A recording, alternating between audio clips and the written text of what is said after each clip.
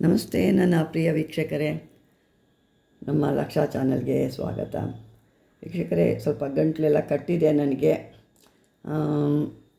ಜಾಸ್ತಿ ಮಾತಾಡಲಿಕ್ಕೆ ಆಗಲಿ ಜಾಸ್ತಿ ಹೇಳಲಿಕ್ಕೆ ಆಗಲಿ ಆಗಲ್ಲ.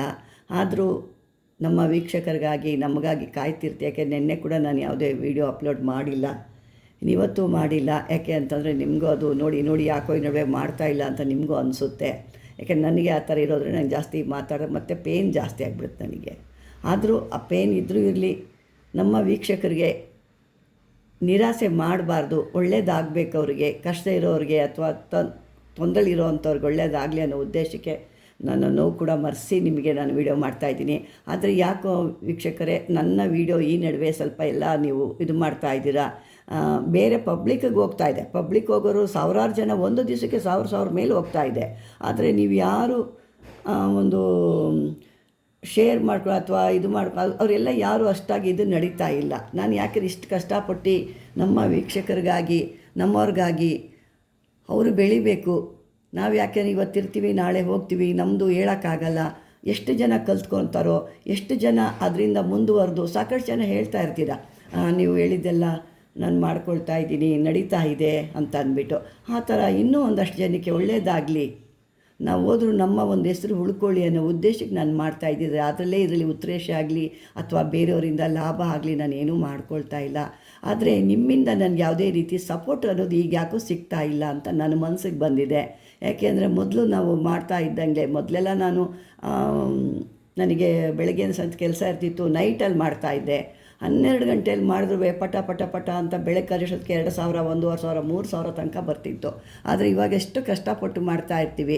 ಈ ನಡುವೆ ನಮ್ಮ ವೀಕ್ಷಕರು ಬೇರೆ ನೋಡಿ ನಿಮ್ಮ ಒಂದು ಹಕ್ಕಿದೆ, ಬೇರೆ ವಿಡಿಯೋ ನೋಡೋದು ಕೂಡ ನಿಮಗೆ ಹಕ್ಕಿದೆ. ಆದರೆ ನೀವು ನಮಗೆ ಪ್ರೋತ್ಸಾಹ ಕೊಟ್ಟಿಲ್ಲ ಅಂದಾಗ ಇಂಥ ಒಳ್ಳೊಳ್ಳೆದನ್ನ ಹುಡುಕಿ ತಂದು, ಯಾಕೆ ನಿಮಗೆ ಪ್ರಯೋಜನ ಆಗೋ ಅಂಥದ್ದೇ ನಾವು ಕೊಡೋ ಅಂಥದ್ದು. ಯಾಕೆ ಅಂದರೆ ಎನಿ ಟೈಮ್ ನಾನು ಮಾರಣ ಆಗಲಿ, ಉಚ್ಚಾಟನೆ ಆಗಲಿ, ಸ್ತಂಭನೆ ಆಗಲಿ, ಅದೆಲ್ಲ ಯಾವಾಗಲೂ ಕೊಡಲಿಕ್ಕಾಗಲ್ಲ. ಒಂದೇ ರೀತಿ ಕೊಡ್ತಾಯಿದ್ದು. ಮತ್ತು ಅದರಿಂದ ಕೆಲವೊಂದು ಕಡೆ ತಪ್ಪು ಕೂಡ ಆಗ್ಬೋದು. ತಿಳಿದೋ ಏನೋ ಒಂದು ಕೋಪ ಅನ್ನೋದು ನೋಡಿ ಮನುಷ್ಯನಿಗೆ ಬರುತ್ತೆ. ಆ ಕೋಪ ಅಂತ ಬಂದಾಗ ಆ ಮನುಷ್ಯ ಯಾವ ಸ್ಥಿತಿಗೆ ಹೋಗ್ತಾನೆ, ಏನು ಮಾಡ್ತಾನೆ ಅನ್ನೋದು ಗೊತ್ತಲ್ಲ. ಈಗ ಅಮಾಯಕರು ಇರ್ಬೋದು, ನಿಮಗೆ ಗೊತ್ತಿಲ್ಲದೆ ಒಂದು ಅಂದಾಜು ಮೇಲೆ, ಒಂದು ಅನುಮಾನದ ಮೇಲೆ ಕೂಡ ನೀವು ಮಾಡ್ಬೋದು ಅವ್ರಿಗೆ. ಅದೇನಾಗುತ್ತೆ, ಆ ಕರ್ಮ ಗುರುವಿಗೆ ಅನ್ನೋರಿಗೆ ಬರುತ್ತೆ. ಶಿಷ್ಯನ ಒಳ್ಳೆ ದಾರಿಲಿ ತರೋದು ಮಾತ್ರ ಗುರು ಕೈಲಿ ಸಾಧ್ಯ. ಆ ಶಿಷ್ಯನ ಅಡ್ಡದಾರಿಗೆ ಕಳಿಸಿದಾಗ ಆ ಕರ್ಮ ಕೂಡ ಗುರುಗೆ ಅಂತಲೇ ಹೇಳ್ತಾರೆ.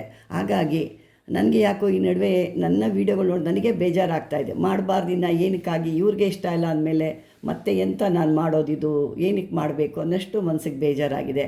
ಖಂಡಿತ ಈ ರೀತಿ ಮಾಡಿದಾಗ ನಾನು ಅದನ್ನು ಸ್ಟಾಪ್ ಮಾಡೋ ಮನಸ್ಸು ಕೂಡ ನಾನು ಬಂದಿದೆ. ನಿಮಗೆ ಬೇಕು ಇಲ್ಲ ಆಗ್ಲಿಂದನೂ ಹೇಳ್ತಾ ಇದ್ದೀನಿ, ನಿಮ್ಮ ಹಿಂದೆ ನಾವಿದ್ದೀವಿ, ಏನೇ ಇದ್ದರೂ ನಾವಿದ್ದೀವಮ್ಮ ಅಂತ ಹೇಳ್ತಾನೇ ಇದ್ರಿ. ಈಗೂ ಕೂಡ ನೀವು ನನ್ನ ಹಿಂದೆ ಇದ್ದು ಇದಕ್ಕೆ ಪ್ರೋತ್ಸಾಹ ಕೊಡ್ತೀರಾ, ಇನ್ನೂ ನಡೆಸ್ಕೊಂಡು ಮಾಡಬೇಕು. ಇದು ಇನ್ನೂ ವೀಡಿಯೋಗಳು ಹಲವಾರು ಕೊಡಬೇಕು, ಇನ್ನೂ ಸಾಕಷ್ಟು ಇದೆ. ಪಾತಾಳದ ಹಿಂಗೆ ಚಿನ್ನ ಬೇಕು ಅಂದರೆ ಪಾತಾಳ ಅಗದ್ಕೊಂಡು ಹೋಗ್ತೀವಿ ನೋಡಿ, ಆ ರೀತಿ ಅಂದರೆ ಕೆಲವೊಂದು ಕೊಡೋಕ್ಕೆ ನಮ್ಮ ವೀಕ್ಷಕರಿಗೆ ನನಗೆ ಭಯ. ನಮಗೆ ಯಾಕೆಂದರೆ ಸಾಕಷ್ಟು ಕೆಟ್ಟದುಗಳಲ್ಲಿ ಬೇಗ ಕೆಲಸ ಆಗಿಬಿಡುತ್ತೆ, ಒಳ್ಳೆಯದು ಆಗೋದು ನಿಧಾನ. ಹಾಗಾಗಿ ಎಲ್ಲಿ ಒಂದು ಕೆಟ್ಟದ್ದು ಮಾಡಿ ಕರ್ಮ ಕಳ್ಕೊಂಡು ಅದೊಂದು ಕರ್ಮ ಅನುಭವಿಸಿ ಕೊಟ್ಟಂಥ ಗುರುಗಳು ಕೂಡ ಕರ್ಮ ಅದು ಬಂದರೆ ಹೆಂಗೆ ಅನ್ನೋ ಉದ್ದೇಶಕ್ಕೆ ನಾವು ಕೊಡ್ತಾ ಇಲ್ಲ ಅದನ್ನು. ಸಾಕಷ್ಟು ನಾನು ಇವಾಗ ಒಂದು ಮಧ್ಯದಲ್ಲಿ ಒಂದು ನಾನು ಕೊಡ್ತಾ ಇದ್ದೀನಿ. ಆದರೂ ನಾನು ಮೊನ್ನೆ ಒಂದು ವಿಡಿಯೋ ಕೊಟ್ಟಿದ್ದೆ. ಸಾಕಷ್ಟು ಕಷ್ಟ ಅಂತ ಹೇಳ್ತೀರಾ, ಬಡತನ ಅಂತ ಹೇಳ್ತೀರಾ, ದಾರಿದ್ರ್ಯ ಅಂತ ಹೇಳ್ತೀರಾ, ಮಕ್ಕಳು ಫೀಸ್ ಕಟ್ಟೋಕ್ಕಿಲ್ಲ ಅಂತೀರಾ, ವ್ಯಾಪಾರ ನಡೀತಿಲ್ಲ ಅಂತೀರಾ.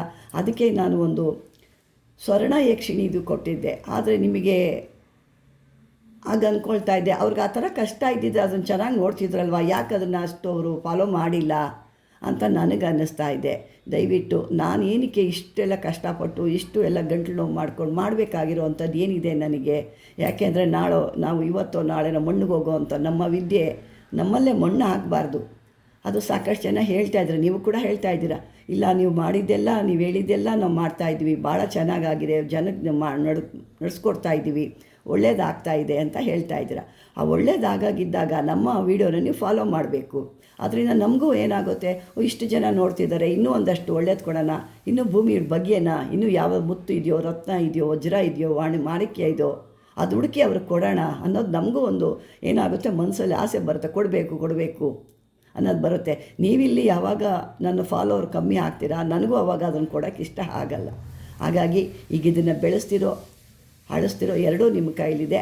ನಾನು ಯಾಕೆಂದರೆ ಮುಂದೊಂದು ಸರಿ ಈ ಥರ ಆದಾಗ ನನಗೆ ಇನ್ನು ಮಾಡಲಿಕ್ಕೆ ಒಂದು ಆಸೆನೇ ಬರ್ತೋಗುತ್ತೆ. ಸುಮ್ಮನೆ ಯಾವುದೋ ಒಂದು ಕೊಡಬೇಕಾಗುತ್ತೆ ಟೈಮ್ ಪಾಸಿಗೆ ಅಷ್ಟೇ, ನನಗೆ ಟೈಮು ಕೂಡ ಇರಲ್ಲ. ಇನ್ನು ಯಾಕೆಂದರೆ ಇನ್ನು ಮುಂದೆ ಎಲ್ಲ ಹಬ್ಬ ಬರ್ತಾಯಿದೆ. ಮೊನ್ನೆ ಕೊಟ್ಟಂಥ ಒಂದು ಸ್ವರ್ಣ ಯಕ್ಷಿಣಿ ಎಷ್ಟು ಅದ್ಭುತವಾಗಿದೆ ಅಂದರೆ ಎಷ್ಟು ಜನ ಮಾಡಿದ್ದಾರೆ. ನಾನು ಕೂಡ ಅದು ಸ್ವತಃ ಮಾಡಿದ್ದೀನಿ. ಅದು ಭಾಳ ಫಲ ಕೂಡ ನಾನು ಪಡ್ಕೊಂಡಿದ್ದೀನಿ. ಅದು ನಿಮಗೆ ಏನಕ್ಕೆ ಅದು ಕಷ್ಟ ಇರೋರು ಮಾಡ್ಕೋಬೋದಲ್ಲ ಅನ್ನೋದೇ ನನ್ನ ಒಂದು ಪ್ರಶ್ನೆ. ಇರಲಿ ವೀಕ್ಷಕರೇ, ಈಗ ನಿಮ್ಮ ಒಂದು ಇಂಥ ಹಲವಾರು ವೀಡಿಯೋಗಳು ನಮಗೆ ಬೇಕು, ಇಂತಿಂಥ ವೀಡಿಯೋಗಳು ನಮಗೆ ನಿಮ್ಮ ಕಾಮೆಂಟಬಲ್ ಬಾಕ್ಸ್ ಹಾಕಿ ಇಂಥದ್ದು ಬೇಕು ಇಂಥ. ಅದು ಯಾಕೆಂದರೆ ಒಬ್ಬೊಬ್ಬರು ಒಂದೊಂದು ವಿದ್ಯೆ ಕೇಳ್ತೀರಾ, ಒಬ್ಬೊಬ್ರಿಗಾಗಿ ಒಂದೊಂದು ವೀಡಿಯೋ ಅಂಥ ಒಂದು ವಿದ್ಯೆ ನಾನು ಕೊಡಲಿಕ್ಕೆ ಆಗಲ್ಲ. ಅಂಥ ವಿದ್ಯೆಗಳು ನೋಡಿ ಆ ಸಮಯ ಸಿಕ್ಕಿದಾಗ ಖಂಡಿತ ಅದನ್ನು ಕೊಟ್ಟೇ ಕೊಡ್ತೀನಿ ನಾನು. ಹಾಗಾಗಿ ವೀಕ್ಷಕರೇ, ಈ ಒಂದು ನನ್ನ ಒಂದು ಮಾತನ್ನ ನೀವು ಕೇಳಿಸ್ಕೊಳ್ತಾ ಇದ್ದೀರಾ ಅಂತ ಹೇಳ್ತಾ ಬನ್ನಿ ಇವತ್ತಿನ ಒಂದು ತಂತ್ರಗಾರಿಕೆ ಏನು ಅಂತ ನೋಡೋಣ. ಮನುಷ್ಯನಿಗೆ ನೋಡಿ ಆಸೆ ಅನ್ನೋದು, ಆಸೆ ಈ ಈರ್ಷ್ಯೆ ಅಂತ ಹೇಳ್ತೀವಿ, ಅಂದರೆ ಹೊಟ್ಟೆ ಕಿಚ್ಚು ಅಂತ ಹೇಳ್ತೀವಿ. ಆ ಒಂದು ಇದು ಎರಡೂ ಕೂಡ ಜೊತೆಲೇ ಇರುತ್ತೆ. ಆಸೆ ಈರ್ಷ್ಯೆ. ಆಸೆ ತೀರ್ಸ್ಕೊಳಕ್ಕಾಗ್ದಾಗ ಅದು ದ್ವೇಷಗಾಗುತ್ತೆ. ಎರಡು ಜೊತೆಲಿ ಇರೋದ್ರಿಂದ ಈ ಆಸೆ ಅನ್ನೋದು ಮಾನವನಿಗೆ ಇರುವಂಥ ಸಹಜವಾದ ಆಸೆ ಅಲ್ವಾ. ಅದು ಆಸೆ ಅತಿಯಾದಾಗ ತಾನೇ ಅಸೂಯೆ ಅನ್ನೋದು ಅಥವಾ ಈರ್ಷ್ಯೆ ಅನ್ನೋದು ಬೇರೂರು ಬಿಡುತ್ತೆ. ಈ ಅಸೂಯೆ ಏನು ಮಾಡುತ್ತೆ, ದ್ವೇಷವಾಗಿ ಬದಲಾಗಿ ಮನಸ್ಸಲ್ಲಿ ಇಲ್ಲಸಲ್ಲದ ವಿನಾಶಕಾರಿ ಕೃತ್ಯಗಳನ್ನ ಮಾಡೋಕ್ಕೆ ಶುರುವಾಗ್ಬಿಡುತ್ತೆ.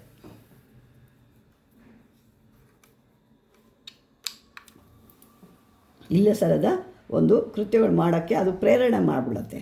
ಈ ರೀತಿ ಕೃತ್ಯಗಳು ಯಾವುವು ಅಂದರೆ ಇದನ್ನೆಲ್ಲ ನಮಗೆ ಹೇಳಬೇಕು ಅಂದರೆ ವಾಮಾಚಾರ ಇರ್ಬೋದು, ಮಾಟ, ಮಂತ್ರ, ವಶೀಕರಣ, ಬಾನಾಮತಿ, ಈ ಮಾರಣ, ಈ ಇತ್ಯಾದಿ ಕೆಲವು ಪ್ರಯೋಗಗಳು ಯಾರಿಗೆ ಆಗಲಿ ಇದ್ರ ಬಗ್ಗೆ ಏನು ಅನುಮಾನ ಅಂತ ಆದಾಗ ಅದನ್ನು ನಿವಾರಿಸ್ಕೊಂಡು ಅದು ಸರಿಯಾದ ರೀತಿಯಲ್ಲಿ ನಾವು ಹೋಗಬೇಕೇ ಹೊರತು ಅದನ್ನು ಕೋಪದಲ್ಲಿ ನಾವು ಏನೋ ಒಂದು ಮಾಡಿ ಅದಕ್ಕೆ ತೊಂದರೆ ಅಂತ ತಗೋಬಾರ್ದು. ಯಾಕೆ ಅದು ಮಾಡಿದಾಗ ಆ ಕೋಪದಲ್ಲಿ ನಾವೇನು ಮಾಡ್ತೀವಿ ಅಂತ ನಮಗೆ ಗೊತ್ತಿರಲ್ಲ. ಆ ಕೋಪ ಮುಗಿದು ಆಮೇಲೆ ಒಂದು ಸ್ವಲ್ಪ ಯೋಚನೆ ಮಾಡಬೇಕು. ಒಂದು ದಿವಸ 2 ದಿವಸ ಬಿಟ್ಟು ನೀವು ಯೋಚನೆ ಮಾಡಿದಾಗ ಆವಾಗ ನಿಮಗೆ ಗೊತ್ತಾಗುತ್ತೆ, ಹೌದು ನಾವು ತಪ್ಪು ಮಾಡ್ತಾಯಿದ್ದೀವಿ ಅಂತ. ಅದೇ ರೀತಿ ಇದಕ್ಕೆಲ್ಲ ನಾವು ಮಾಡಿಬಿಟ್ಟಿರ್ತೀವಿ ಅಥವಾ ಯಾರೋ ಮಾಡಿರ್ತಾರೆ ನಿಮಗೆ, ಅಥವಾ ನೀವು ಯಾರಿಗೋ ಮಾಡಿಬಿಟ್ಟಿರ್ತಾರೆ. ಕೋಪ ಹೇಳಿಲ್ವಾ, ಮನುಷ್ಯನಿಗೆ ಕೋಪ ಅನ್ನೋದು ಭಾಳ ಕೆಟ್ಟದ್ದು. ಅದಾದಾಗ ಅವ್ರಿಗೆ ಏನು ಆಗ್ತಾಯಿದೆ ಅನ್ನೋದು ನೀವು ನೋಡಲ್ಲ, ಏನೋ ಒಂದು ಮಾಡಿರ್ತೀರ. ಅಂಥದಕ್ಕೆಲ್ಲ ಒಂದು ಪರಿಹಾರಕ್ಕೆ ಇವತ್ತು ಬೇಕಾದಾಗ ನಮಗೆ ಮಾಡ್ಕೊಳ್ಳೋ ಅಂಥ ಕೆಲವೊಂದು ತಾಂತ್ರಿಕ ವಸ್ತುಗಳಾಗಲಿ, ತಾಂತ್ರಿಕ ಒಂದು ಮಂತ್ರಗಳಾಗಲಿ ಇವತ್ತು ನಾನು ನಿಮ್ಗೆ ಹೇಳ್ತಾ ಇದ್ದೀನಿ. ಅಂಥ ಸಾಕಷ್ಟು ಜನದ್ದು ಇದರಲ್ಲಿ ನಳ್ಳುತ್ತಾ ಇದ್ದಾರೆ ಅಂತ ಕೂಡ ನನಗೆ ಗೊತ್ತು. ಸಾಕಷ್ಟು ಜನ ಇದರಲ್ಲಿ ಅನುಭವಿಸ್ತಾ ಇದ್ದಾರೆ. ಇದಕ್ಕೆಲ್ಲ ಒಂದು ಆಂಜನೇಯ, ನಾರಸಿಂಹ, ಸುದರ್ಶನ, ಈ ಚಂಡಿ, ಚೌಡಿ, ದುರ್ಗಿ, ಈ ಬಗಳಾಮುಖಿ, ಭೈರವಿ, ತ್ರಿಪುರ ಭೈರವಿ ಇಂಥ ದೇವತೆಗಳ ಯಂತ್ರ ಧಾರಣೆ ಮಾಡಿ ಜಪಾನುಷ್ಠಾನ ಅಥವಾ ಮಂತ್ರಗಳು ಹೇಳ್ಕೊಳ್ಳೋದ್ರಿಂದ ಈ ತಾಂತ್ರಿಕ ಪ್ರಯೋಗಗಳಿಂದ ನಿಮಗೆ, ಅಂದರೆ ಇದನ್ನು ಯಾರಾದರೂ ಅನುಭವಸ್ಥರ ತಾಂತ್ರಿಕ ಸಹಾಯ ತಗೋಬೇಕು ಅಥವಾ ನಿಮಗೆ ಅದ್ರ ಬಗ್ಗೆ ಗೊತ್ತಿದೆ ಅಂದರೆ ನೀವು ಮಾಡ್ಕೋಬೋದು. ಗೊತ್ತಿಲ್ಲದೆ ಮಾಡೋಕ್ಕೆ ಹೋದಾಗ ಕಷ್ಟ ಆಗುತ್ತೆ. ಇದನ್ನು ನೀವು ಈ ಒಂದು ಮಂತ್ರಧಾರಣೆ ಆಗಲಿ, ಯಂತ್ರಧಾರಣೆ ಆಗಲಿ, ಮಂತ್ರಗಳನ್ನಾದರೂ ಹೇಳ್ಕೊಂಡಾಗ ಇದೊಂದು ಅನುಕೂಲ ಆಗುತ್ತೆ. ಅದಕ್ಕಾಗಿ ಇವತ್ತಿಲ್ಲೊಂದು ಯಂತ್ರ ಕೂಡ ನಿಮಗೆ ಕೊಟ್ಟಿದ್ದೀನಿ. ಯಾರಿಗೆ ಮನುಷ್ಯ ಅಂತ ಒಂದು ಮುಟ್ಟಿದ ಮೇಲೆ ಆಗಲಿ, ಒಂದು ಜನಿಸಿದ ಮೇಲೆ ಅವರು ಗ್ರಹಗಳಿಂದ ಅನುಕೂಲ ಆಗಿರ್ಬೋದು, ಅನಾನುಕೂಲ ಆಗ್ಬೋದು, ಮನುಷ್ಯನಿಗಿದ್ದೇ ಇರುತ್ತೆ. ಅವರವರ ಒಂದು ಯೋಗ್ಯತೆ ಅನುಸಾರವಾಗಿ ಪೂರ್ವ ಪುಣ್ಯ ಫಲ ಅಂತ ಕೂಡ ಹೇಳ್ತಾರೆ. ಪೂರ್ವ ಪುಣ್ಯದ ಫಲನೋ ಇದ್ರದ ಕರ್ಮನೋ ಅಂತ ಹೇಳ್ತೀವಿ. ಅದೇ ಥರ ಶುಭ ಈ ಅಶುಭಗಳು ಎರಡೂ ನಾವು ಅನುಭವಿಸ್ಲೇಬೇಕಾಗುತ್ತೆ. ಈ ಗೋಚಾರದಲ್ಲಿ ಆಗುವಂಥ ಗ್ರಹಗಳಿರ್ಬೋದು, ಅದನ್ನು ಯಾರೇಕಾಗಲಿ ಅದನ್ನು ತಪ್ಪಿಸ್ಕೊಳ್ಳೋಕೆ ಆಗೋದೇ ಇಲ್ಲ.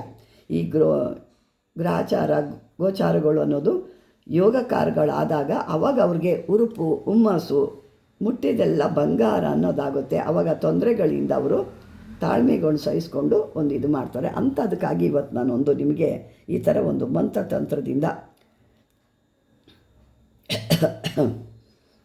ಇವತ್ತು ನಾನು ತಂದಿರೋಂಥದ್ದು ನೀವು ನೋಡ್ಕೊಳ್ಳಿ ಯಾವ ಥರ ಮಾಡಬೇಕು ಅಂತ. ಇದಕ್ಕೆ ಬೇಕಾಗುವಂಥ ವಸ್ತುಗಳೆಲ್ಲ ಏನಪ್ಪ ಅಂತ, ಇದಕ್ಕೆ ಮೊದಲು ನೀವು ಏನೇ ತೊಂದರೆ ಅದು ಪರಿಹಾರಕ್ಕಾಗಿ ಮೊದಲೇನು ಮಾಡಬೇಕು, ನಿಮಗೆ ಎಲ್ಲ ಮಾಡಿದ್ದೀವಿ ಯಾಕೋ ನಮಗೆ ಪರಿಹಾರ ಸಿಗ್ತಾ ಇಲ್ಲ ಅಂದಾಗ ಶ್ರೀ ಗಣಪತಿ ತಂತ್ರ ಮಂತ್ರಗಳಿಂದ ಅನುಷ್ಠಾನ ಮಾಡಬೇಕು. ಮೊದಲು ಏಕೆಂದರೆ ನಮಗೆ ಈಗ ನಾವೆಲ್ಲ ಏನು ಕಲಿತಿದ್ದಾರೆ ಅಂತಂದರೆ ತಕ್ಷಣಕ್ಕೆ ಅಡುಗೆ ಆಗಬೇಕು ಅಂದರೆ ರೆಡಿ ಫುಡ್ಡು. ಹೋಟ್ಲಲ್ಲಿ ಹೋಗಿ ತಕ್ಷಣ ತಂದು ತಿಂತೀವಿ ನೋಡಿ ಆ ಥರ. ಅದು ಹೆಂಗಿರುತ್ತೆ, ಒಂದು ದಿವಸ ತಿಂತೀರಾ, 2 ದಿವಸ ತಿಂತೀರಾ, 3 ದಿವಸಕ್ಕೆ ಏನಾಗುತ್ತೆ, ಹೊಟ್ಟೆ ಕೆಟ್ಟುತ್ತೆ. ಹೊಟ್ಟೆ ಕೆಟ್ಟಿದ ಮೇಲೆ ಆರೋಗ್ಯ ಕೂಡ ಹಾಳಾಗಿಬಿಡುತ್ತೆ. ಅದೇ ನಾವು ಮನೇಲಿ ಮಾಡ್ಕೊಂಡು ತಿನ್ನೋದು ಶುದ್ಧವಾಗಿರುತ್ತೆ, ಚೆನ್ನಾಗಿರುತ್ತೆ ಅಲ್ವ, ಆರೋಗ್ಯ ಕೂಡ ಚೆನ್ನಾಗಿರುತ್ತೆ. ಅದೇ ರೀತಿ ಇದು ಕೂಡ ನೀವೇನು ಮಾಡ್ತಾಯಿದ್ದೀರ ಈಗ, ಆಳವಾಗಿ ಅಭ್ಯಾಸ ಮಾಡೋದು ಬೇಡ. ಏನಿರುತ್ತೋ ಇದನ್ನು ಕೊಟ್ಟಿದ್ದಾರಾ, ಇದನ್ನು ಮಾಡಿ ಅವನೇನೋ ಒಂದು ಮಾಡ್ಬಿಡೋಣ, ಯಂತ್ರ ಕೊಟ್ಟಿದ್ದಾರಾ, ಯಂತ್ರ ಕೊಟ್ಟು ಏನೋ ಅವ್ರಿಗೆ ಕೊಟ್ಬಿಡೋಣ, ಒಂದಿಷ್ಟು ದುಡ್ಡು ತೊಗೊಂಬಿಡೋಣ, ಇದೆಲ್ಲ ಮಾಡ್ತಾಯಿದ್ದೀರ. ಇದು ತಪ್ಪು. ನೀವು ಕಲಿಯೋರು ಅಂದರೆ ಆಳವಾಗಿ ಅಭ್ಯಾಸ ಮಾಡಬೇಕು, ಯಾವ ರೀತಿ ಮಾಡ್ಕೋಬೇಕು, ಹೆಂಗೆ ಮಾಡ್ಕೋಬೇಕು ಅಂತ ತೊಗೊಂಡಾಗಲೇ ನಿಮ್ಗೆ ವಿದ್ಯೆಗಳು ಸಿದ್ಧಿ ಆಗುತ್ತೆ. ಅದು ಬಿಟ್ಟು ಮೇಲೆ ನಾವು ತೊಗೊಳ್ತೀವಿ, ಈ ನಮಗೂ ಚಾಟನೆ ಕೊಡಿ, ಒಂದು ಸ್ತಂಭನೆ ಕೊಡಿ, ಈ ರೀತಿ ಎಲ್ಲ ಮಾಡಿದಾಗ ಏನಾಗುತ್ತೆ, ಯಾಕೆಂದರೆ ಅದಕ್ಕೆ ವಿಧಿವಿಧಾನ ಏನೂ ಗೊತ್ತಿರಲ್ಲ. ನಾವು ಯೂಟ್ಯೂಬ್ನಲ್ಲಿ ಇರೋವಂಥವ್ರು ಕೂಡ ಯಾರು ಇದನ್ನು ಪೂರ್ತಿ ವಿವರಣೆ ಕೊಡಲಿಕ್ಕಾಗಲ್ಲ. ಅಲ್ಲೇನಿರುತ್ತೆ ಅದನ್ನು ಹಂಗೆ ಕೊಡ್ತೀವಿ. ಅದು ನೀವೇನು ಮಾಡ್ತೀರಾ ಅದನ್ನು ನೋಡ್ಕೊಂಡು ನೀವು ಮಾಡೋಕ್ಕೆ ಹೋಗ್ತೀರಾ, ನಿಮ್ಮ ಕೆಲಸಗಳು ಆಗಲ್ಲ. ಹಂಗಾಗಿ ಇಂಥದ್ದನ್ನ ನೀವು ಮಾಡಿದಾಗ ಮೊದಲು ನೀವು ನಿಮ್ಗೆ ಯಾವ ಪರಿಹಾರ ಸಿಗ್ತಿದೆಯೋ ಮೊದಲು ಗಣಪತಿ ಯಂತ್ರ ಮಂತ್ರ ತಂತ್ರಗಳನ್ನ ಅನುಷ್ಠಾನ ಮಾಡ್ಕೋಬೇಕು. ಆವಾಗ ನಿಮಗೆ ಸಮಸ್ಯೆಗಳು ಪರಿಹಾರ ಆಗ್ತವೆ. ನಂತರ ನೀವೇನು ಮಾಡಬೇಕು, ನಿಮ್ಮ ಒಂದು ಕಣ್ಣಿಗೆ ಬೆಳಕು ಅನ್ನೋದು ಕಾಣುತ್ತೆ. ಮುಂದೆ ಹೆಂಗೆ ಹೋಗಬೇಕು, ನಾವು ಯಾವ ರೀತಿ ಹೋಗಬೇಕು, ತಾಂತ್ರಿಕದಲ್ಲಿದ್ದೀವ ಅಥವಾ ಪೂಜಾದ್ರಲ್ಲಿದ್ದೀವ, ಆ ಪೂಜೆಗಳನ್ನ ಹೆಂಗೆ ಮಾಡಬೇಕು ಅಥವಾ ತಾಂತ್ರಿಕದಲ್ಲಿ ಹೆಂಗೆ ಹೋಗಬೇಕು ಅನ್ನೋದು ನಿಮಗೆ ಆ ಗಣೇಶ ನಿಮಗೆ ಜ್ಞಾನೋದಯ ಕೊಡ್ತಾನೆ. ಮುಂದಿನ ವಿಡಿಯೋದಲ್ಲಿ ಗಣೇಶಂದು ಕೂಡ ನಾನು ಕೊಡ್ತೀನಿ. ಈ ಥರ ಯಂತ್ರ ಚೇಂಜ್ ಮಾಡಿಕೊಂಡು ಇದನ್ನು ಬರೆಯೋಕ್ಕೆ ಯಾರ ಕೈಲಿ ಅಂದರೆ ಒಳ್ಳೆಯ ಗುರುಗಳಿಂದ ನೀವು ಒಂದು ದೀಕ್ಷೆ ಅಂತ ತೊಗೊಂಡಿರ್ಬೇಕು. ಇಂಥವೆಲ್ಲ ಮಾಡಿದಾಗ ದೀಕ್ಷೆ ಇಲ್ಲದೆ ಇವೆಲ್ಲ ಆಗಲ್ಲ, ಸಣ್ಣ ಪುಟ್ಟವಾಗ್ತವೆ. ಆದರೆ ಇಂಥವನ್ನೆಲ್ಲ ಮಾಡಬೇಕಾಗುತ್ತೆ.